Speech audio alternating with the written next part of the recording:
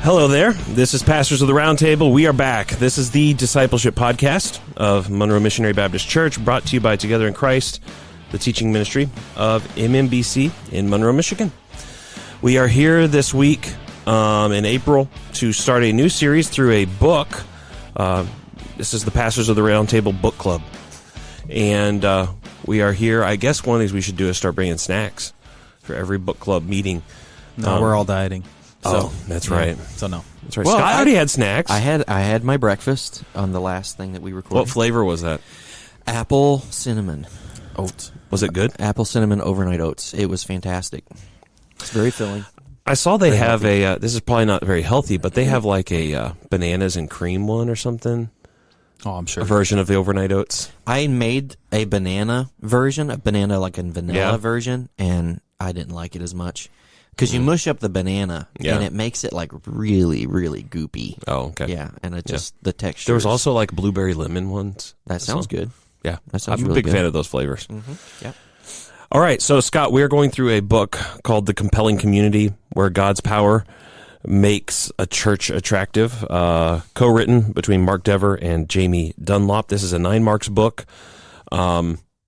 I'm assuming, Scott, do you want to tell people where they could get the book if they were interested in following along with the podcast? You don't have to, but...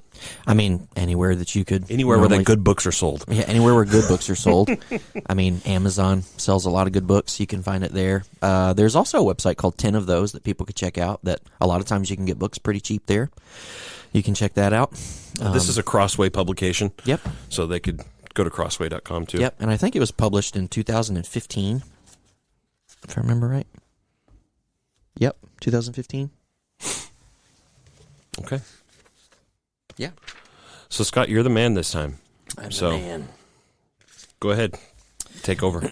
Yeah, so this is a book that we wanted to read through ourselves and just thought that it'd be helpful to have conversations about it along the way. And so just reading a chapter and then talking through it together. When I had first seen this book, I didn't really know what I thought about it. You know, the subtitle that you read there, Spencer, where God's power makes a church attractive. That kind of puts red flags up for me, usually when I see that word attractive paired with church. Because we've seen a lot of churches that have like what you would call an attractional type model, right? Where the whole purpose is we want to attract people here. So that they will come, and when they come, by the things that we've attracted them with, we will kind of get them with the gospel. It's a bait and switch. Yeah, kind of like a bait and switch, right? And so that's normally what those two words paired together mean is like an attractive church to people. Make it, you know, I've heard, I don't know if you guys have heard this phrase, but I don't know if Andy Stanley used this phrase or not, but make it a church that unchurched people want to go to. Is that something that he said, or I've heard that before? Oh yeah, he would say that for sure. Yeah, and I think that's what a lot of people think of when they think of an attractive church to people. But that's not the point of what this book is trying to get across necessarily, at least in the way that we normally see that, I think.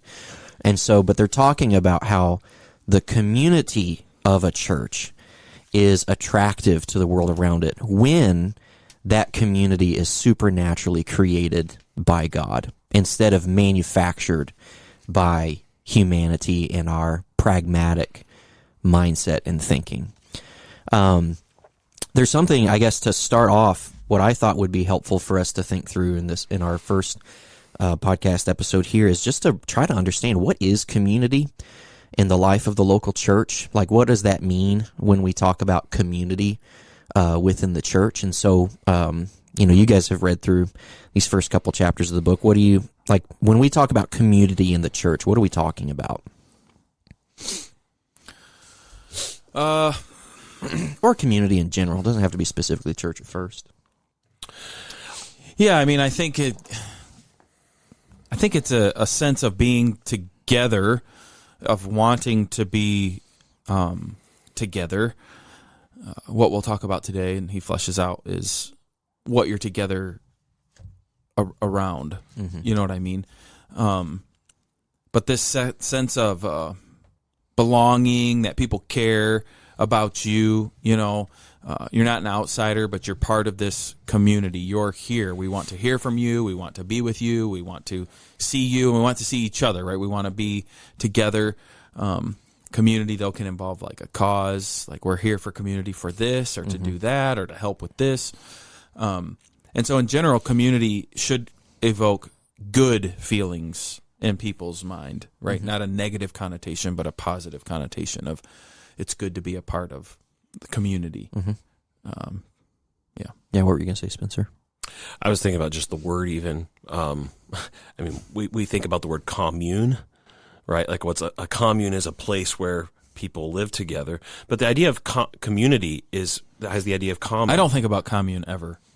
You don't ever think about a commune? We have Not one here. really. We have an. That's basically what a nunnery is. Yeah. Right. Yeah.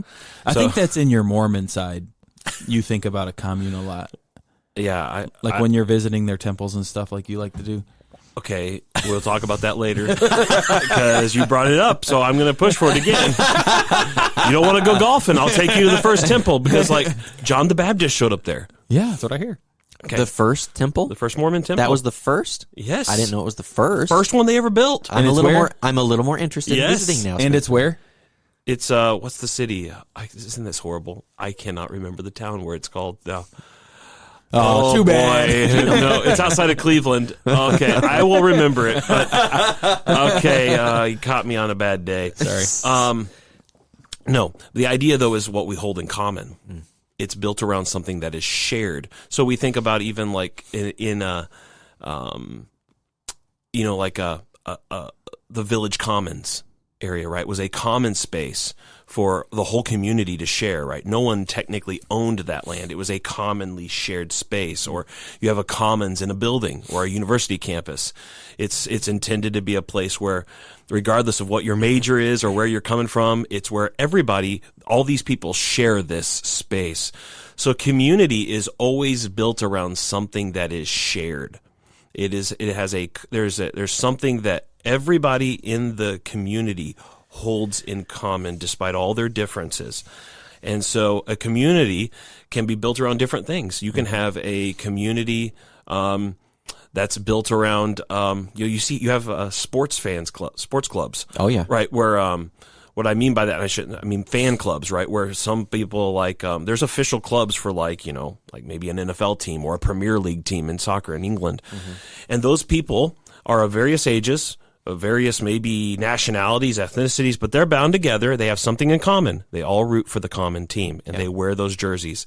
I think you can even see that informally in like a different example of like, if your child plays on a sport team and you go to their practices or you go to their games, right, and you go to a lot of them, like you see the same people kind of over and over and over again. You build a relationship with those people. Yeah.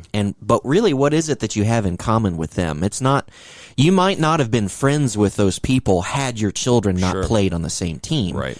And so, not even on purpose, community is kind of created around that, in an informal way. And we're all part of different communities. All of us have various, like I'm, like Tim is a part of the MMBC community. He's a part of the Erie Mason community because of different things you share in common with other people. And those communities sometimes overlap and sometimes they don't overlap. And just depending on what you share with each of those different people. Yeah. And that's why we call our neighborhood a community, because we at least share the same geographic location. So community is always built around something that you have in common. Yeah, no, exactly. And so you share it in common. But I think for the purposes of our book, what we're really looking at and thinking through here is the relationships that exist between people. And whatever it is that you share in common, that is what it is that connects you to those people. And your relationship with them is formed around and what kind of feeds it. And so there's a quote here just about the nature of community in the church that I wanted to read from our book. The authors say that we have our own endangered species to protect, the community of the local church, and we know how important it is. Community makes people feel included. When people feel included, they stay and volunteer and give. When they don't feel included, they leave. So the growth of our churches and the apparent success of our ministries depend on effective community. So my question is not even necessarily like that's what we need to think, but I just want to ask, like, do you guys agree with that? They seem this quotation in context, Dever and Dunlop kind of just breeze past that and assume that that's true. They don't really argue for that necessarily. They just state it as like, this is a fact. And so I just think that's a pretty big statement to make, to elevate, to say that the success of our churches and our ministries are built upon the community of the church. I just thought that was a big statement that we needed to kind of hash out and see like what you guys think about that. Yeah, I would agree in the sense that it's the commitment level, but why are we committed? We're committed because of why we're together, which is because of Christ and what he has done for us. We are in Christ, and he has placed us here to be a community or a family here at this church, or whoever's listening to their church, whatever it is. And that has been eroded. I listened to a podcast yesterday on a new book that is out called, it's a book on the de-churched.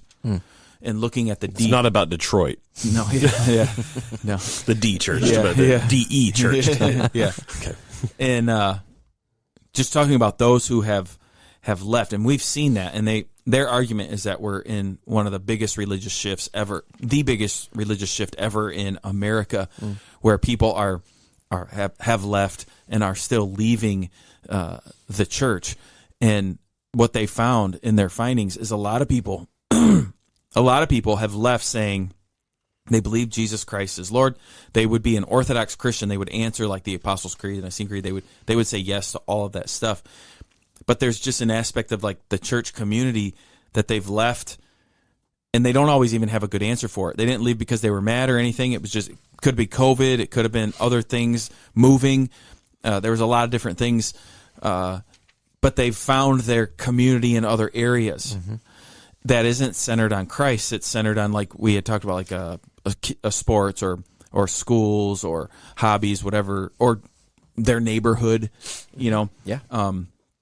And so that is what their community is, and they feel satisfied with that community plus their personal relationship with the Lord. And so I think there needs to be a better understanding in churches of what we mean when we say we are a community and a family. What are we centered on? And people understand it's not centered on the pastors or even the people necessarily. It's centered on what Christ has done for us and has brought us together to be community. We are family in him.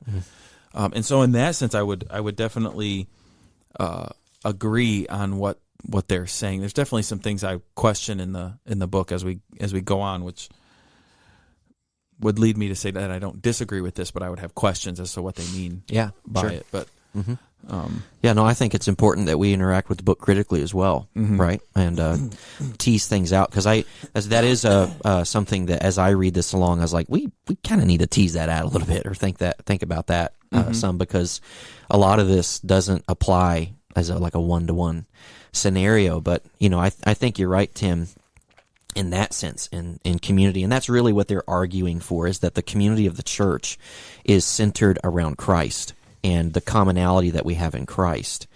What they say in that quote of how important community is to the church, when they say when people feel, or community makes people feel included.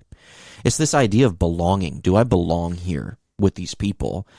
And normally the way that we think about that in the world is we try to answer that question by asking, well, what do I have in common with these people? And at times, the way the world works is to try to point out, look at all these things you have in common. You have a young family, right? Or you have children, or you are a teenager, or you're a man, you're a woman. Well, look at all of these things. We have other people here who are just like you, who have similar jobs as you do, or similar experiences or hobbies as you do. So find your community here. But what you're not pointing to help people see what they hold in common with the other people in the church is their relationship with Christ, which that is the only kind of unique community that the church can offer to people. You can find all of those commonalities in different places other than the church. And let's be honest, you can probably find it better than what the church can try to manufacture and provide. You know, Spencer, you look like you're.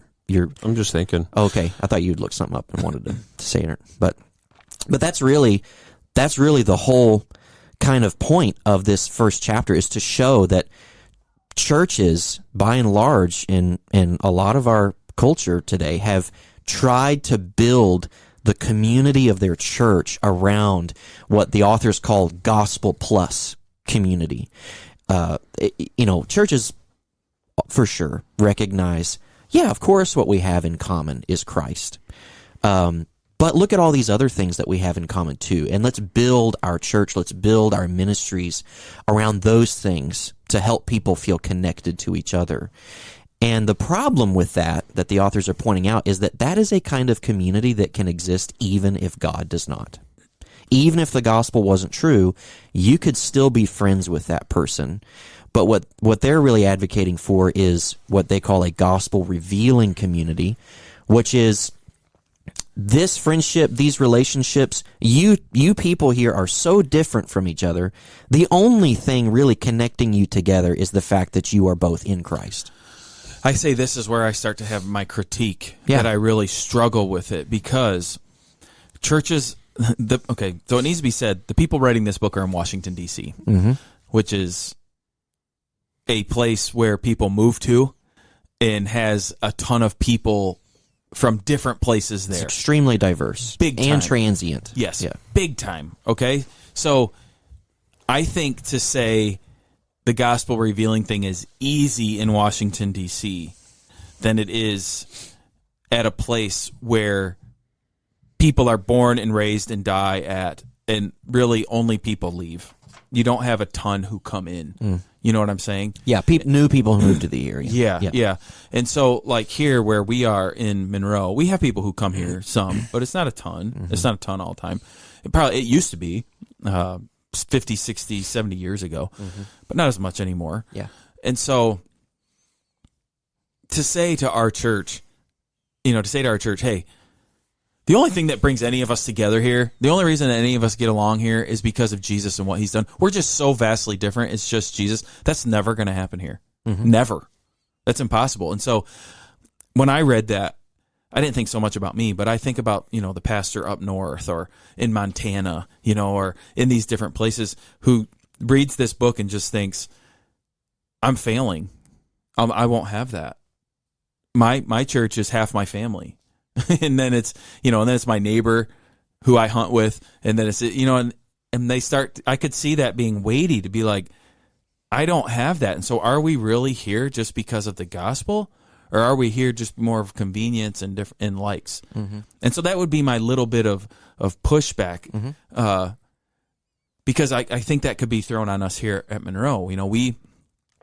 I would hope we're a church because of Christ and what he's done. We say that stuff all the time, but there's plenty of people here that I would have community with, probably even outside of Christ, because of where I live. Sure. And they live here too. Yeah. Does that make sense? No, I think that's a very fair critique. Yeah. And I think I think the same thing, reading through it, of how fair is that to say? But I do think that the authors give some really important caveats in that. And so, like, I had even written down, that it's on page 27, where he says, does this mean that we should flee any relationship where we share Christ plus something else? Right. No. Yeah. God uses our sociological affinities. Every church has a certain culture, a certain feel, a certain majority. It would be dishonest to suggest otherwise. To say that a congregation shares nothing in common but Christ. I read that sentence wrong, but I think you get the point. Like is attracted to like, and that's a natural reality. There's nothing inherently wrong with people's comfort with the familiar. Yeah, and so I think that's an important caveat, because I can see, Tim, what you're saying. Somebody come to this book and say, man, everybody in our church looks the same, dresses the same. We are not doing this right. Well, that might not actually be true.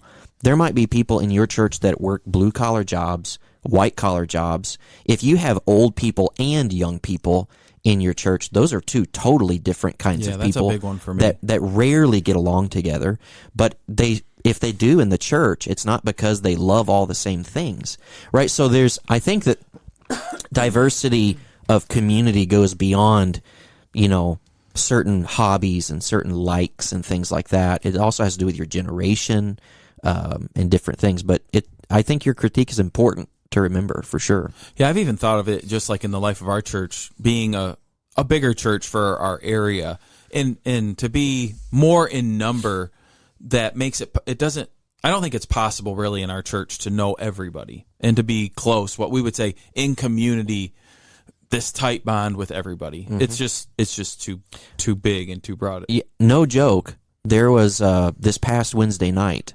Alicia told me this story. There was a lady who started coming to the women's Bible study that happens on Wednesday night, and she started coming because she works with a lady who comes to our church.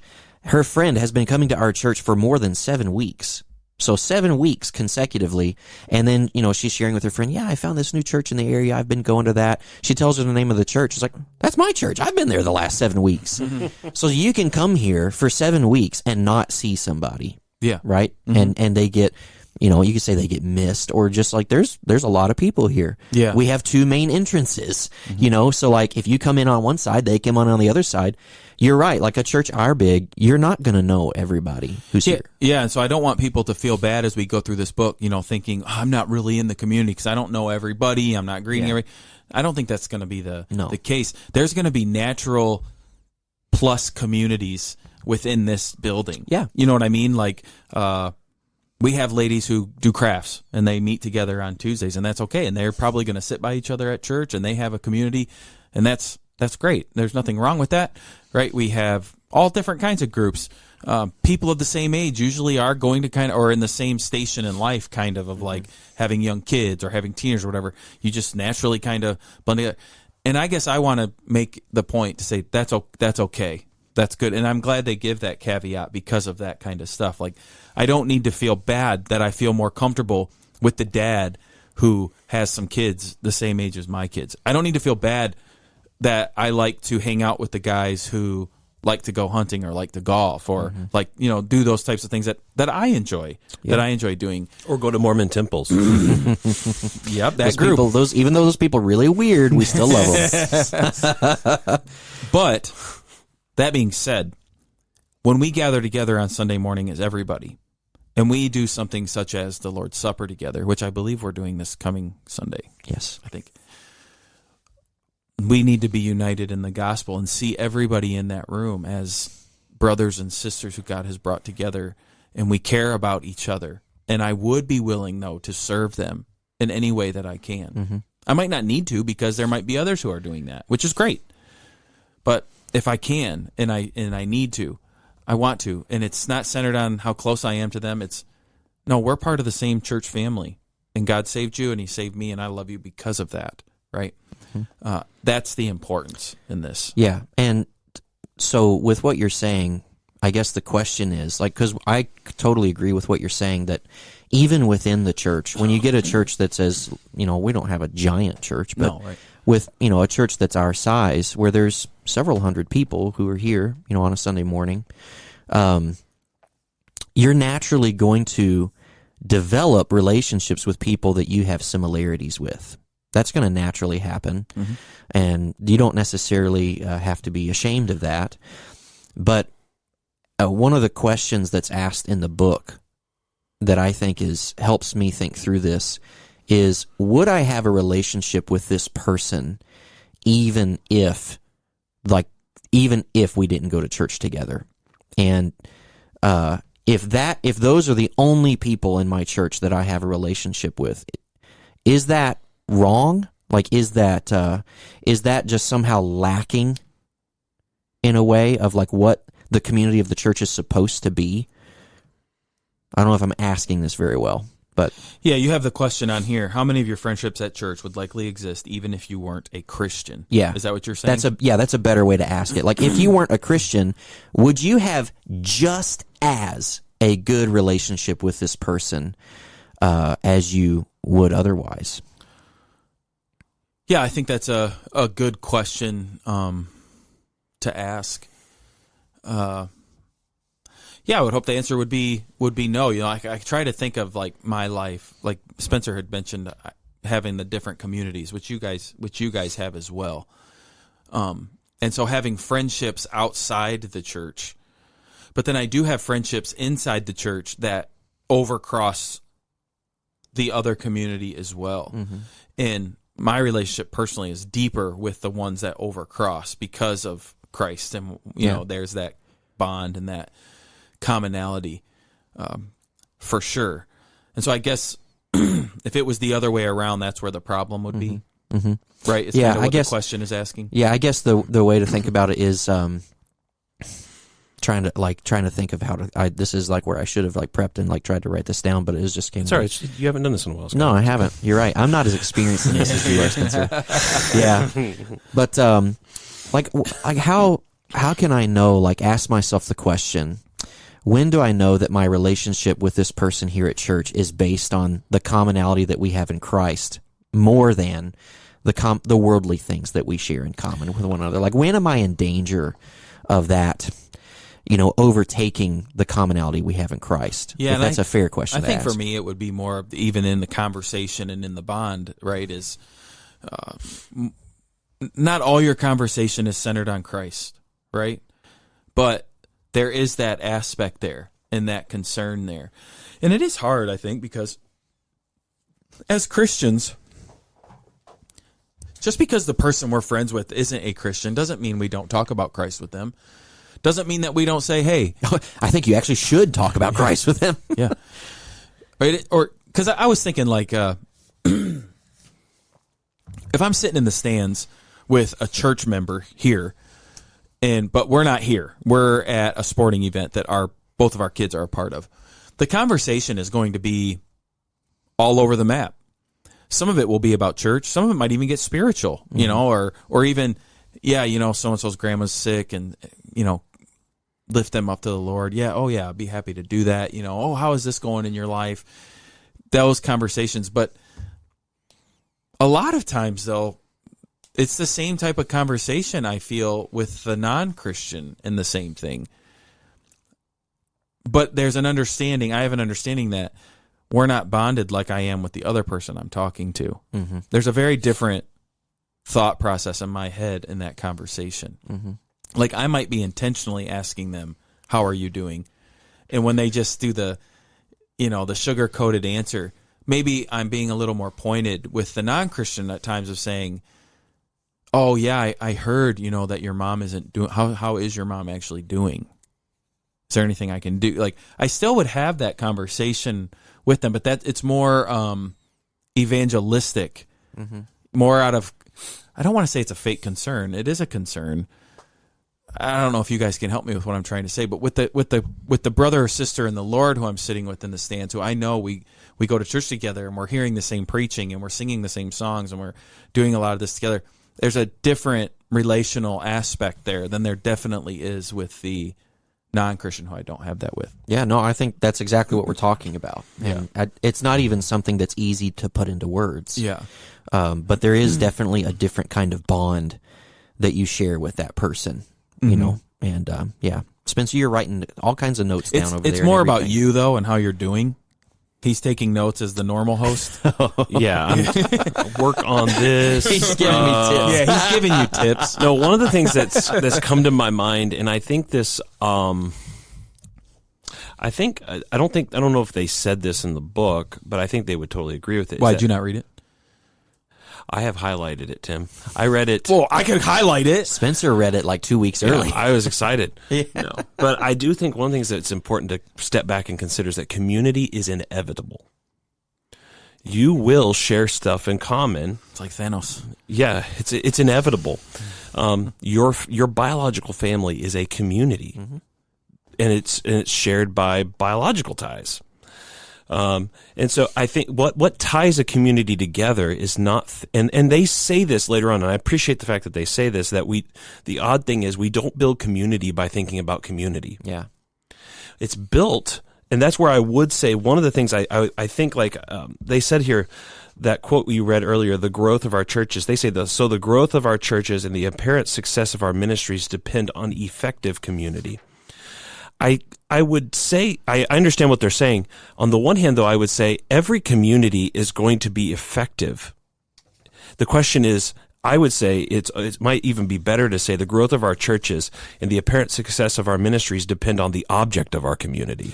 Yeah, because that's a good thing, because the people who I'm getting close with at the school, or the people I'm getting close with at my kids' functions or whatever it might be, I don't get a sense from them that they feel they're missing out on community.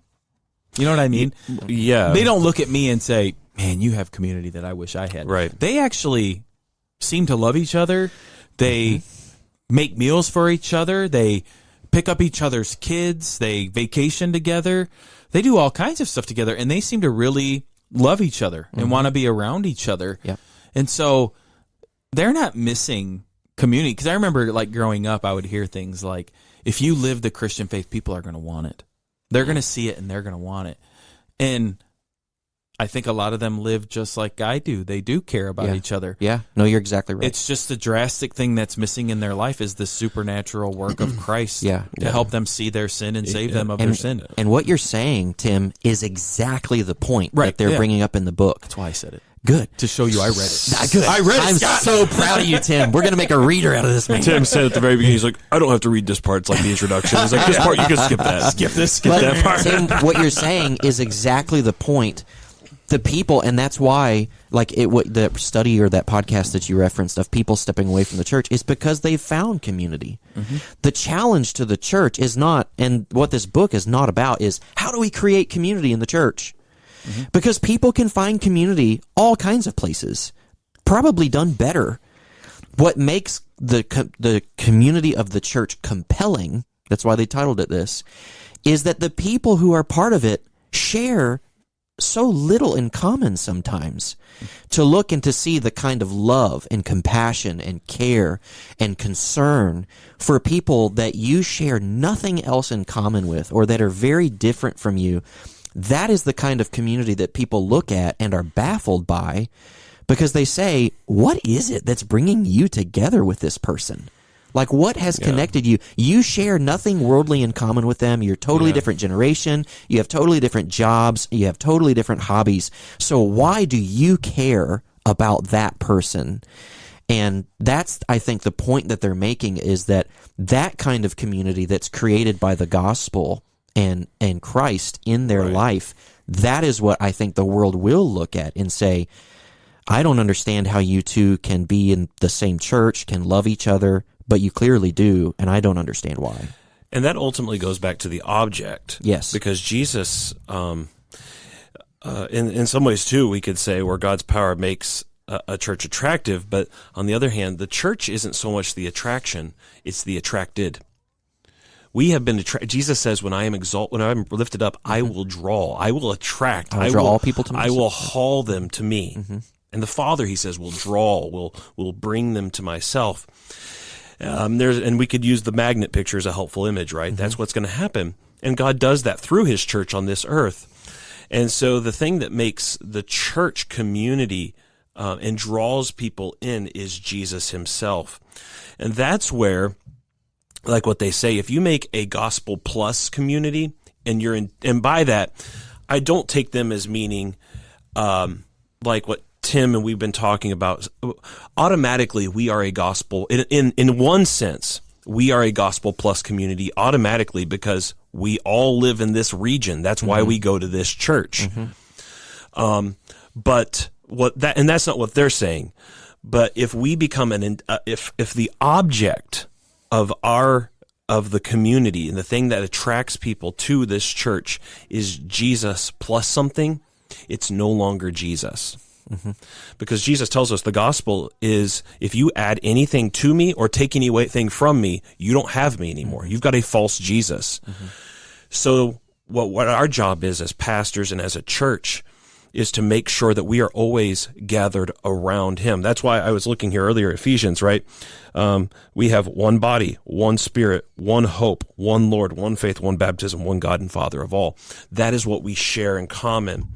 And as that object is put up, that is what makes the church attractive, because then his love changes our love for each other and for them. And so, but ultimately, it's still always the object of the community doing that. It's Jesus. I think it's important too to remember that you're exactly right, and that's what that's what they talk about in the next chapter.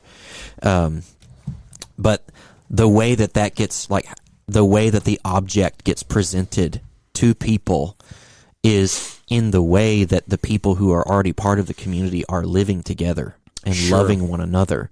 And so that the love that, and this is getting to the next chapter, so we could probably bring this to a close here soon, but the love that those who are in the community share for the object results in a shared love for one another. Yeah. It's both horizontal and vertical. Correct. Because you cannot love God and not love your brother. First John says.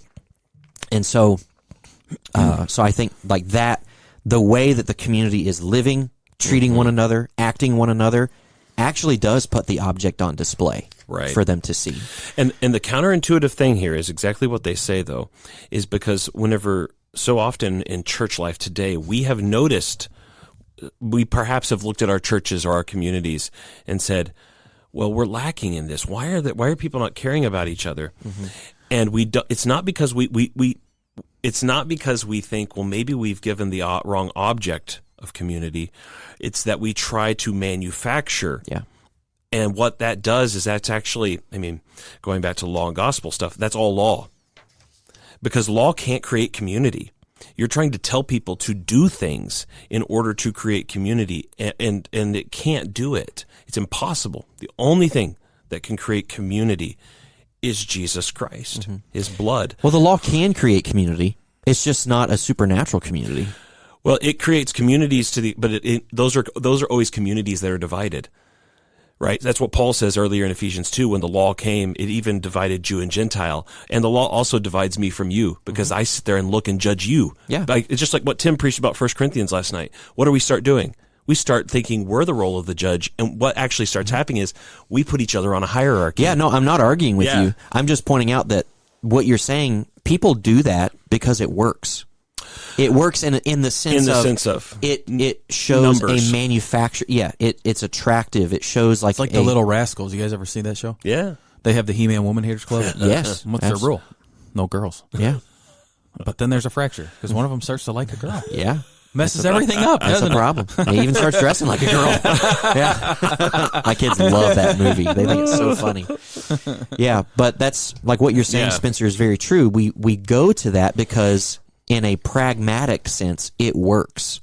It's easy to draw a crowd with community that is built around those external things, even if they're Christianized external things. Sure. Did you guys read the last question? That I put down Are right your here? goals? Yeah. We haven't read it out loud. Do you want to read it? Yeah, I think this is a good. I don't want to jump too far ahead, though. I don't want to mess with other episodes of this that we do. But are your goals and targets for nurturing community in the local church consistent with something that only God can create? Or do they push you to gospel plus community that people can manufacture on their own? I think that's a good question for us to think about and maybe talk about. Like, why do we do chili cook-off? We have a cornhole tournament coming up in June. We have we're doing something new here in a couple weeks that I'm actually really excited about. I hope people come to it. Is we're doing a couples trivia night that I think will be really fun. Yeah. The youth did a quote unquote, what was it called? Glover night. Thank you. Gosh, you remembered it. Boy. Are we being gospel plus in doing this? I think that's something that our people would ask. Sure. And something that we should try to maybe answer. Yeah, now that's a great question, and that's something that, I mean, honestly, all of us should be thinking about as we're reading through this book, because it seems, I think, on the surface that they're condemning a church that's doing that. But I think they say in a few places that that's not what they think at all. Like, I mean, I know that their church has, they have small groups. They have a youth group at their church. They have Sunday school classes.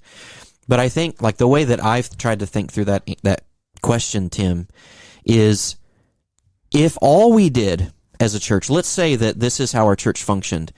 We opened the doors to the church 15 minutes before service started. We let people in, and 15 minutes after, we closed all the lights off and made everybody leave. And that is literally all our church ever did.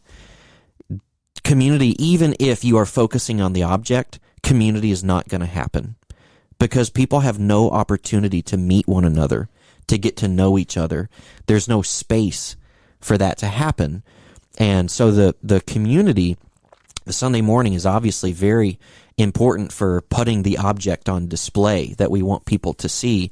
And the community, it's like the rallying cry, for that community. But you've got to give people space to build relationships, to get to know each other. And so I think that, the Glover Nighter or the couples dinner that's coming up, or even a women's Bible study or a men's fish fry on a Saturday, afternoon or something, those are all opportunities for people to see each other, to get to know each other, and start to build that community. Give them opportunities for that. Does that make that's the way I think through that question? Yeah, I think about it when you think about the community of the family, right? We, even in our families, let's do an expanded family, like a grandparent, you got the grandparents and the extended families all there. You might do, even for your family, you might do an Easter egg hunt, and you're typically going to have that for the younger ones. But no one thinks that by having that Easter egg hunt as part of your family for the young ones, that you're thereby saying, well, obviously our family's not bound together by a common biological tie, right? No, just this egg hunt. Yeah. It's just it's understanding that within our community there is diversity, and it's okay to minister to the diversity, right? I mean, think about the church. The church, we are one. Worldwide in the sense of spiritual unity. But we also have to particularize that one unity within a specific context. And that's okay. Yeah. And so I guess that's we do that even ethnically and racially in a sense of our cultures. And so I don't see that I see that also as a subdivision of ministering to children or older people or men, women, whatever. We're still having the shared object, but we're just particularizing that ministry within a specific, being honest about the reality of the diversity within the community. Yeah. And there's a whole different, that applies very much so whenever you're thinking about, when you're thinking about the fact that you're not doing ministry in a vacuum. We came into a church that has done ministry a certain way for decades, right? And so that's what people know. And that's oftentimes the only way they think that can happen. And so if a church, not to say that this is true of our church, it's true of many churches, where the way that community has been thought of is by forming it around the gospel plus. It takes a long time to help them see that, no, you can actually have a lot in common with somebody that you have nothing in common with. The most important thing in common, which is Christ. So, but if we continue talking, we're going to get into the content of the next chapter. So I think that this is a good place for us to stop, and we will talk to you guys next week. As Spencer alluded to at the beginning of this podcast, if you want to get this book, you can find it on Amazon or try 10 of those, or one of those other bookstores that you can find this book, get it, and it's not a difficult read. There's also a study guide that goes along with it. We're not necessarily using the study guide. I'm glancing through it as we prepare these discussions, but the study guide might be a helpful tool for you to think through it as well. And so I want to encourage you guys to follow along, and hopefully these will continue to be edifying to you.